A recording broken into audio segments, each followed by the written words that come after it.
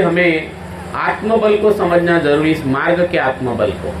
तो बाबा ने ये जो आत्मबल निर्माण किया, तो बाबा ने तत्व ज्ञान और विश्वास से निर्माण किया, तत्व विश्वास और त्याग से निर्माण किया, तत्व विश्वास और त्याग से निर्माण किया।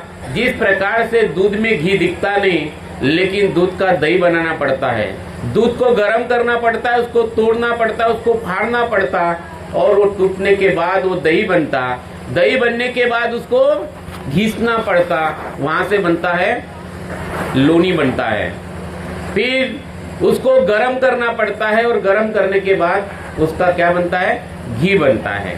ऐसा ही ये सेवक, भगवान का सेवक बाबा ने हमें बनाया है, लेकिन बाबा कहते हैं कि आपको भी उसी प्रोसेस से जाना पड़ेगा।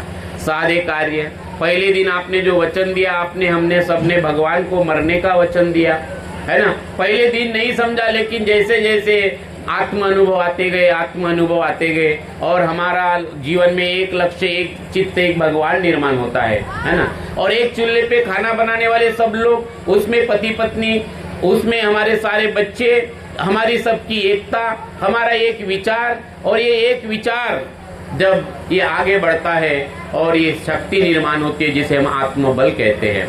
तो ये आत्मबल, ये हमारी एकता का प्रतीक है। ये आत्मबल ही है कि आज हम मेश्राम भाऊ के घर में यहाँ पे उपस्थित है, और बाबा का ये प्रकाश किस प्रकार से धन बढ़ते जा रहा है। तो मेरे प्यारे सेवक भाई और बहनों, तो ये तत्व समझना बहुत जरूरी इस मार्ग में। ये तत्व तब समझेंगे, क्योंकि समझ और समय ये कभी भी दोनों एक साथ नहीं चलते।